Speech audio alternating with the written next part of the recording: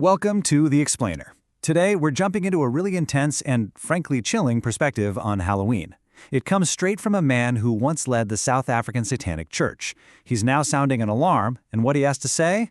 Well, it might just change how you see October 31st forever. Wow.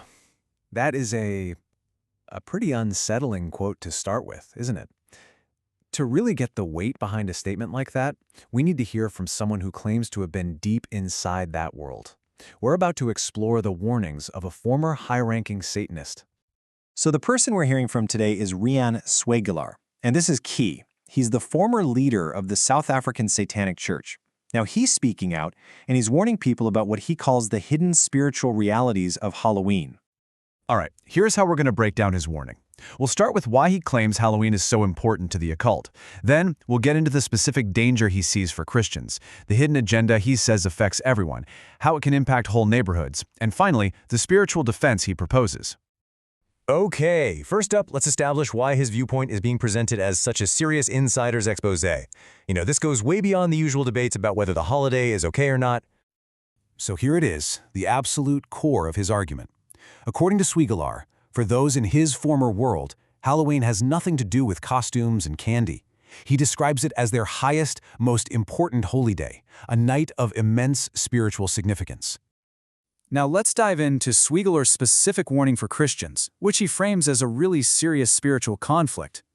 He uses this really shocking metaphor to describe what he sees as a profound spiritual betrayal. From his point of view, when Christians participate in Halloween, they're engaging, even for just one night, with the very forces they would oppose the other 364 days of the year. And this slide, it just lays out the two competing realities so clearly. On one side, you've got what we all see: costumes, candy, secular fun. But on the other side is the dark spiritual reality he describes, which he claims is the holiday's true identity. So from his perspective, this isn't some neutral activity. He argues that participating actually opens spiritual doors. It compromises a believer's integrity, and it ends up glorifying the very things they would normally reject. But here's the thing. His warning isn't just for religious people. Swiegelaar claims that whether you see it as harmless fun or not, the holiday carries devastating risks that are tied directly to the occult world. Okay, and this is where his warning takes a truly dark and disturbing turn. He makes the shocking claim that on a global scale, October 31st is the single night with the most human sacrifice. This is a central and just a horrifying part of his testimony. So why would this happen? Well, he explains the logic behind it, and it's really something. He describes blood as a kind of currency in the spirit world, something used to make deals with demonic forces. And he claims this is why vulnerable populations are often targeted in October for these rituals. He lays out this whole strategy, what he calls the agenda of deception. He claims it starts with desensitization, making occult symbols seem normal in media. Then it moves to targeting innocence, where the demonic is made to seem like no big deal. And finally, he claims candy is literally used to sweeten the situation and get kids involved in something much darker. All right, so next, Swiegelaar expands this idea from an individual choice to a collective territorial impact. He's talking about how entire neighborhoods can become spiritual battlegrounds. So here's how he claims it works, step by step.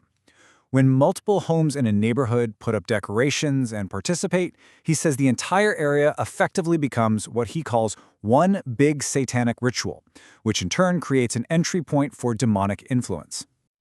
In the aftermath, what happens after all the candy is gone and the decorations are down? Well, he points to these very real-world consequences, like sudden financial trouble or relationship crises in November, as tangible evidence of the spiritual battle he says just took place. So, after all these intense warnings, what's the solution? What's the defense against these alleged spiritual threats? Swiegelaar does offer a plan for those who share his beliefs. He basically lays out a three-point defense plan. It starts with making sure your own spiritual house is in order, then it moves to actively using prayer to reclaim spiritual territory, and finally, it's about staying vigilant, understanding that these unseen realities are, in his view, very real. And here is a crucial point he makes. Swiegelaar insists this isn't just his take. He claims that anyone who has left the occult, across the board, universally avoids Halloween. Why? Because they know its true, dark nature from the inside. So, we've just walked through one former satanic leader's incredibly stark perspective on Halloween. Now, whether you find his claims credible or not, it definitely leaves you with a thought-provoking question, doesn't it?